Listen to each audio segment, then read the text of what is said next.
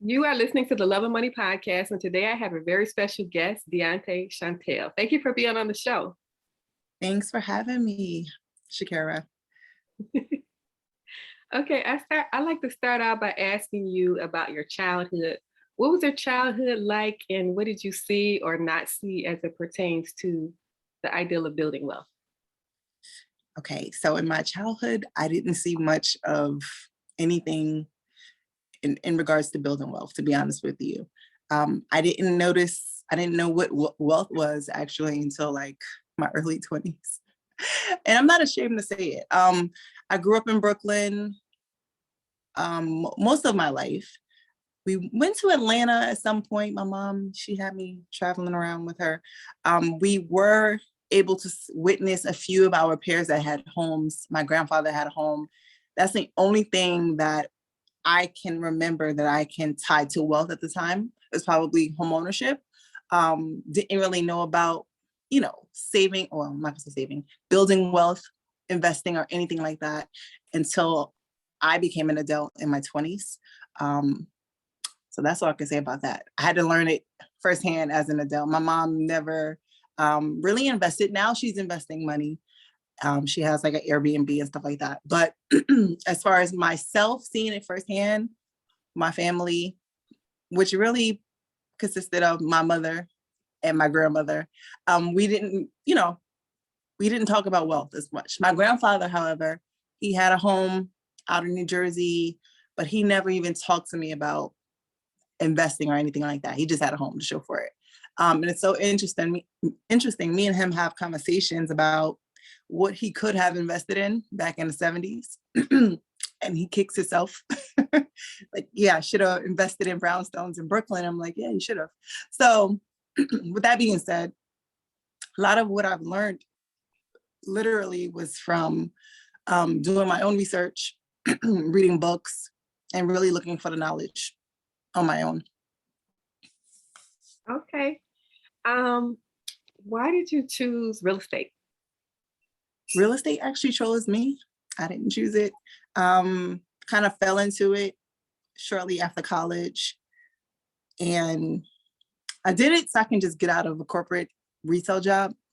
I was literally 21 or 22, just graduated from college. I thought I was going to be a lawyer and went into real estate as a real estate agent. And then a year after that, became a real estate paralegal.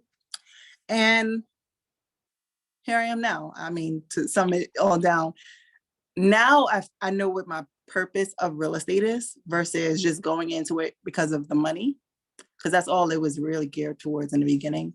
Now I feel like God wanted me to be in real estate to help free other people in different capacities. Some may be, looking for help on their investment journey to free up their time, to give them financial freedom. And then it could just be a simple fact of me helping someone find an apartment, right? Or find shelter, anything like that. So I do feel like my purpose of real estate has changed. Again, it used to be money-based. Now it's more, who can I actually help? Who am I helping on the other end? Who am I going to get through to, on a simple an apartment showing? Even though I don't do many apartment showings as I used to, but those many encounters, I was able to shape many people's lives, just speaking life into their situation. So I look at every opportunity as an opportunity to help somebody now. Okay. Dionte, how did you get started in real estate? So I got started as a real estate agent back in 2011. And one of my good friends, she knew I hated working in retail. I was a trained retail sales consultant for AT&T. And basically, she was like, you know what, you have a sales background. You should try real estate as a real estate agent doing luxury rentals. And I gave it a shot. And I hated it because it was like car sales. And I'm not afraid to admit that, but I did meet a lot of great people. And I got to see a lot of different cultures through real estate in itself. And that's how I initially got started. And then a year later, like I said, I got into the law perspective of real estate because my goal was to be a lawyer. And then during my legal career, I actually started learning about investing. I didn't really have much money when I got started out as an investor. So I did have to take the wholesaling route. So I started off as a wholesaler. I did a lot of networking, built my way up into rehabbing and landlording and whatever you want to call it, and doing a lot of joint ventures and partnerships with other experienced developers. And ultimately, just, I don't want to say piggybacking, but piggybacking off of their experience and literally allowing them to mentor me has helped me get this far in the business at a shorter time span. So it didn't take me 10 years to do it. It took me about less than 2 years to go transition from wholesaler to developer. Ooh. Because I was able to, leverage partnerships, leverage other people's money, leverage credit scores or whatever I needed to leverage. But just learning the power of leverage overall helped me scale pretty quickly. Okay, so you are a real estate developer. Yes. So now my title is more so real estate development. And we'll say more so community development. I'm all about how it's going to impact my community and the people that look like me, even if I'm not from that community, but how whatever I'm doing is going to impact the people that look like me. Because let's face it, there's many communities throughout the United States where people look like us. They're going through the same things that we would typically go through in our communities, especially if you're coming from an urban setting. Me growing up in Newark, New Jersey, and being originally from Brooklyn, for one, I knew Brooklyn after a certain point, it didn't look like Brooklyn anymore. My family, we got priced out. That's why we ended up in Newark. Newark, I didn't realize I was living in a gold mine until I got into the investment or wholesaling space. And now Newark, just in less than 3 years, there's no houses under $500,000, right? So we're talking about houses that was like 80 grand. Now they're none under $500,000. So it's all about seeing where your community is going and knowing what the master plan is within your community. That's the best way for me to put it. Well, that's very impressive to me that you are a real estate developer. But I want to go back to like the beginning stages when you were wholesaling. Is wholesaling, is it hard? And can you tell us what you learned while you were doing wholesaling? Well, I would say it wasn't as hard when I was actually doing it. It's much harder now. I actually coach people from time to time on wholesaling, and it's a little bit, it's more trickier because everybody's doing it. So there are less opportunities. And we're also in a high demand market. So it's just a different market altogether now. However, what I learned from wholesaling was everything I needed to know about being a developer, believe it or not. And I know you're like, wow, how does the two compare? First things first, you have to be able to analyze deals, and wholesaling allowed me to learn that skill. Analyzing deals, running numbers, understanding on a piece of paper whether or not a deal makes sense, whether or not a property or an investment, or even if it is a development community, is it going to cash flow? Like, does it make sense with what's happening in that community? So with wholesaling, you're outside of analyzing deals, you're also kind of learning about construction in a sense. You're learning like what the numbers are, how much it would take or how much it would cost to repair a house. And you need to know those things because before you give it to an end buyer or, a cash buyer, you need to have an idea if those numbers make sense for that cash buyer to even buy the deal from you. So that kind of all goes back into development, right? So with that being said, I will say that was the blueprint for me. ripping and running through the streets of Newark on my lunch break, and meeting the right people, even down to construction workers, down to even learning the legal aspect of it, like doing my own, well, I already had the experience as a paralegal, but doing my own contracts, learning how to flip paper, understanding the lingo, are all the things you learn as a wholesaler.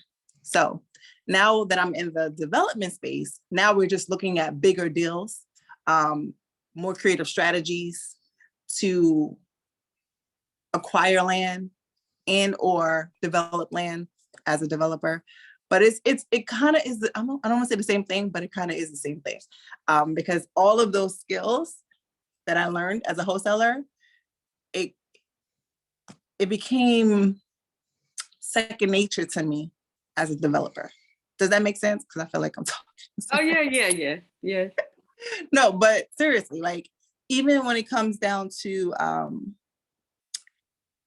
as a developer working with your municipality and your city council members, and writing proposals, like all of those things, even though you don't learn that as a wholesaler, networking and getting in the right rooms, you learn as a wholesaler. Because those same relationships that I developed as a wholesaler helped me as a developer. And if I didn't have those relationships as a wholesaler, they wouldn't even respect me as a developer, literally. It's like, who are you? Oh, well, I remember her when she was wholesaling, right? That's the first thing people think about, but that's fine. And many people look at wholesaling as investing. So, it's hard for them to separate the two because they just see you making money, so they don't care, right? Mm-hmm. But wholesaling is all about finding these deals first, networking with the right people, analyzing the deals, and offloading it to the right buyer. And ultimately in development, it's very similar. Just that you're in the construction phases most of the project, but it's very similar. Okay. So you were a leasing agent, a wholesaler. Now you're a developer, but you also own property also, right? Yes. So at the current moment, we own a lot of land. So since the last, you probably saw me, at that time, I don't remember how many houses I had. I probably had about 3 or 4 houses at that time. And then I had a couple of lots. I own more land now, only own 1 house now, because I don't want to be a landlord, to be honest with you. Mm-hmm. So right now we're in the process of still building those houses for Essex County, New Jersey, which is East Orange and Newark. In Kansas City, Missouri, we're working on, I'm scared to even tell you the number, but it's about 100 single family houses now. And I think it's 50 townhouses. So we're working on a big community development project out there, which I'm excited about.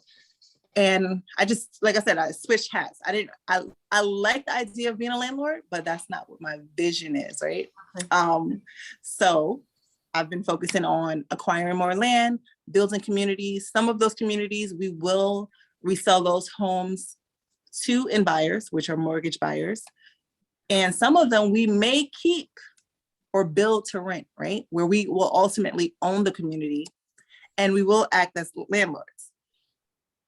But that's not what I always want to do. So basically with the build to rent development projects, you have the option to be the landlord, build the community, rent it out, or you can just resell it to whoever the mortgage buyer is. So some of those parcels of land, we will do that. Some of them we won't. Okay. I'm curious as the real estate investor part, actually owning property. Yeah, the snoring. Sure. Yeah. I was hoping, I was like, hold on. Okay, you don't have to edit that part out now. Go back to what you were saying. Actually being a real estate investor, like that part of your journey, how did you finance your first property?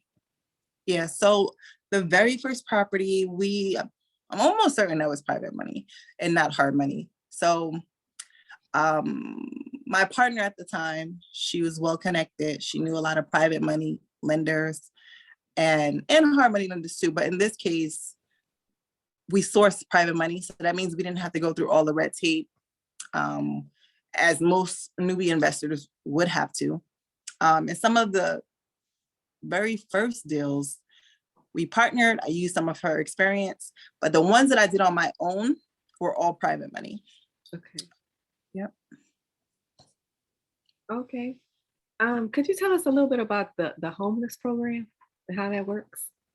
Okay, so that program doesn't really exist anymore. Doesn't.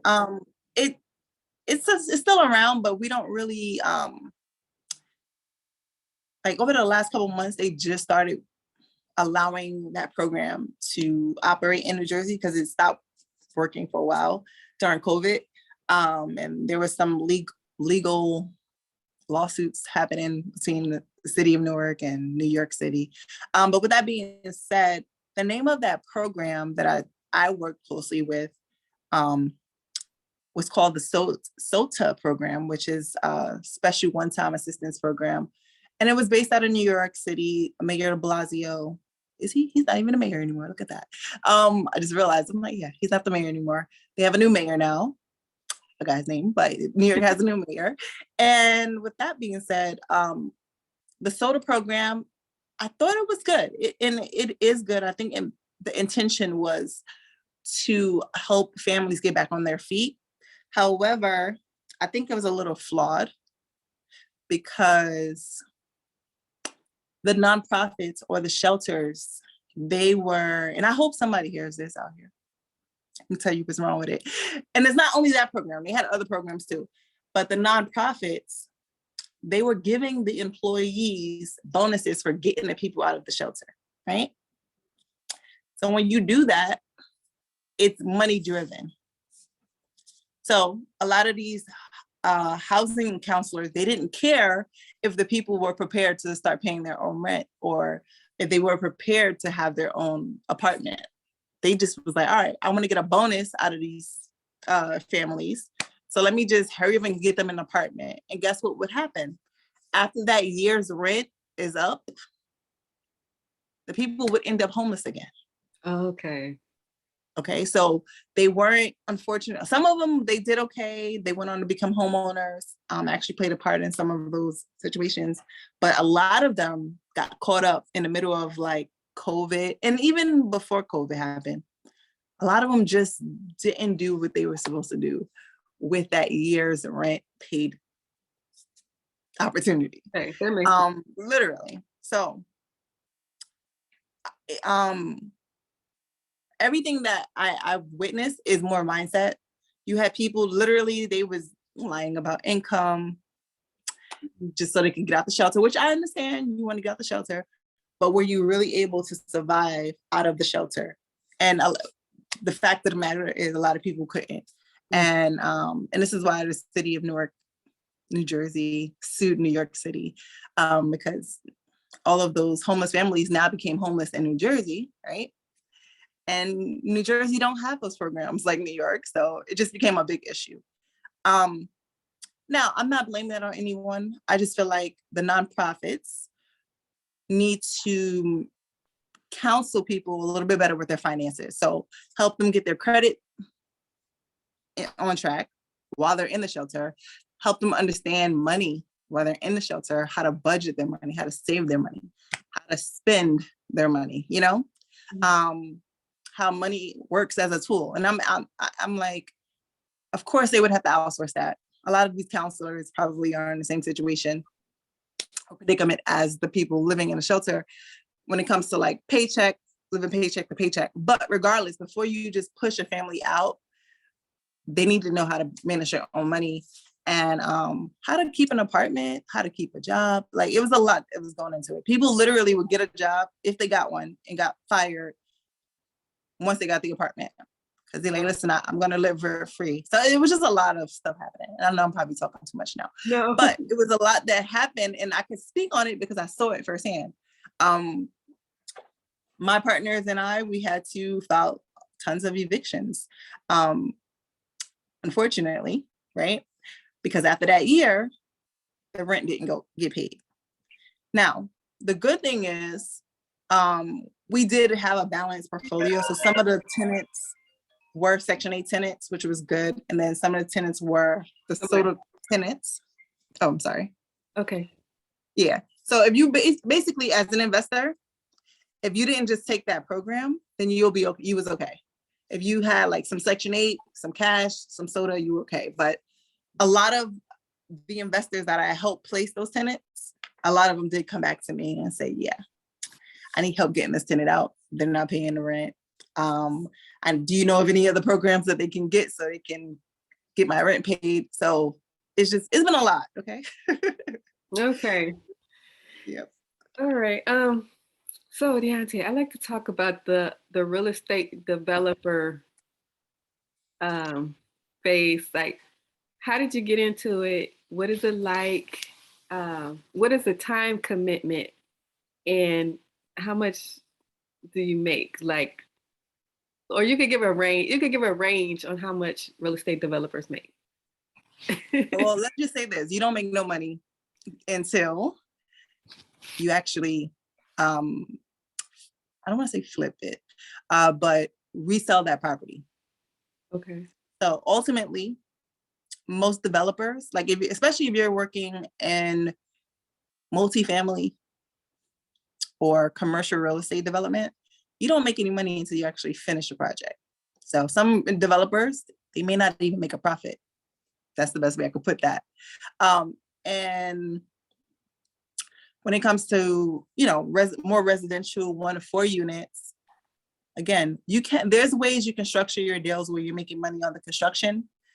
But if you're just acting as the developer and not so much the builder, then you're not really going to make any money. You're only going to make your money when you're done at the end and you sell it to an end buyer, or if you refinance it. So I can't really tell you how much you can make, because it could be zero or it could be millions of dollars. It depends on where you're starting, to be honest. But what you need to be looking at is how you're structuring your deals. And this is why understanding the analyzation of real estate deals is important. Understanding, the construction, well, I'm not gonna say the construction side, but the estimating rehab part of it as well. Because if you go over budget, there's no profit. That's the sad part about it. Everybody anticipates that, all right, I'm gonna make $200,000, $100,000, but if your contractor is a con artist, you're not going to make any money. And that's just the honest to God truth. So not to, blow any air up anybody's butt, but that's just the reality of it. And I'm starting to realize too that since I've taken a break from social media, that a lot of these people on social media, they're starting to feel the heat. I'm not going to say any names, but I saw somebody recently, they gave a contractor $50,000 and they ran off with their money. And I'm just like, yeah, wow. that happens all the time.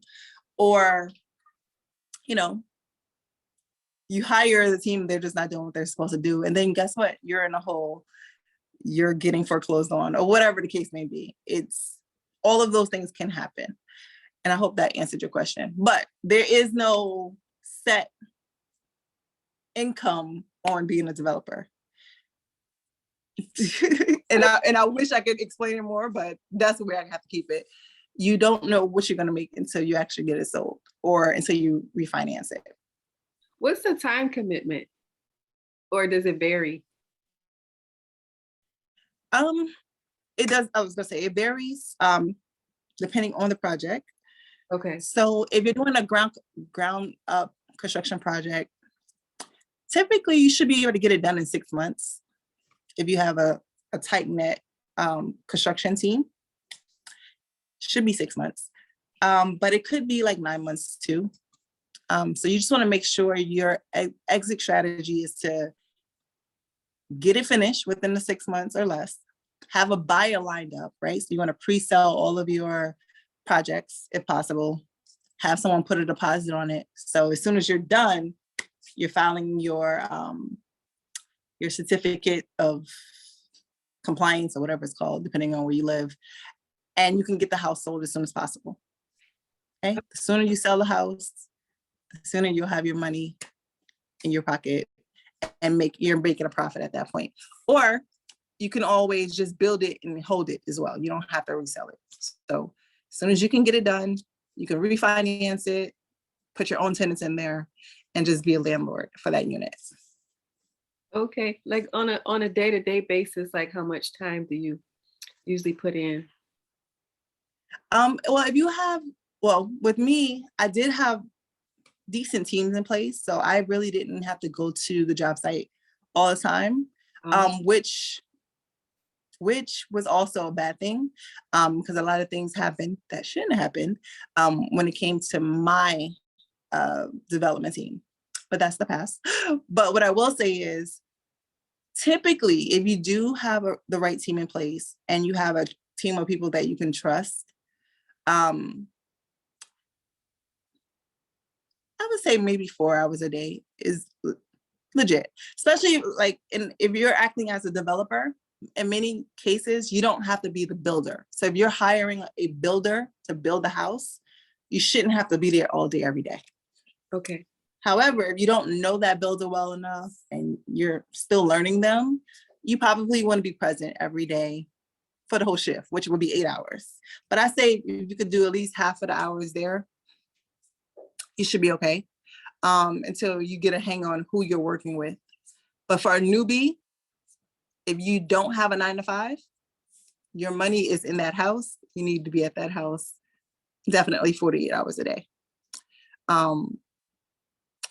So yeah, that's what I would say. The more that you're involved, the less likely you get screwed over. But again, if you don't know the business, anything could look like the people that is working for you is doing what they're supposed to do. So I encourage you, or whoever's listening, try to learn as much as you can, which I know is hard because everybody didn't go to construction school. It's a lot of hands-on training that we probably won't ever know. But building your team is important. So making sure you're vetting people, you're getting referrals, making sure that they have the proper paperwork is important, right? Proper insurance is important. I've learned over the last 2 years is that if you're working with me, you need to have a surety bond. Not only insurance, but a surety bond. So in the event that I need to sue you, your surety bond company will pay me back my money, right? You know what I'm saying? And then that'll alleviate all my headaches because I know you said you were going to do this, you didn't do it. Even if you said you were going to do it in 3 weeks and it took you 7 weeks, I can sue you for that because you put it in writing and then you couldn't deliver. So a lot of people don't know about the surety bond, but I encourage everybody to only hire builders that have surety bond insurance. Okay, that's good info.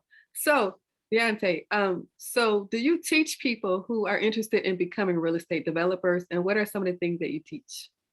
Yeah, so I have been teaching about real estate development, especially from an entry-level perspective, working with municipalities primarily, finding the land. We go over that, funding your deals. We go over, just utilizing business credit and other people's money. I don't really show you how to build a house per se, like your actual builder. I'm gonna show you the steps on how to build a house, but I'm not gonna say, you need this 2x4 and you're gonna hammer it here. No, we're not teaching that, but we are teaching you how to build your own team. Okay. And hire contractors, how to vet contractors, what to look for in a contractor. Because we're not teaching you how to actually build the house. Now, we also teach you about the other newer real estate technologies, such as prefab housing and module homes.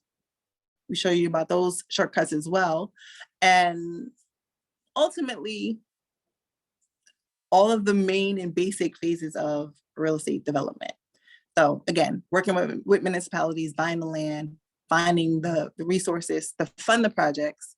And if you want to keep the community, the refinance process, or if you want to resell it, how to find the end buyers, which of course that would be a part of your real estate brokerage team, right? So you would ultimately work with a real estate broker that will have buyers typically, and you'll be able to offload the properties to buyers through that avenue. But I'm trying to think, what else do we teach? I think that's primarily it. I'm sorry, my brain is like. Okay, Dionte, we're going to get cut off, but before we get cut off, where can people go to find you if they're interested in becoming a real estate developer? And can you talk a little bit about your podcast? Yes.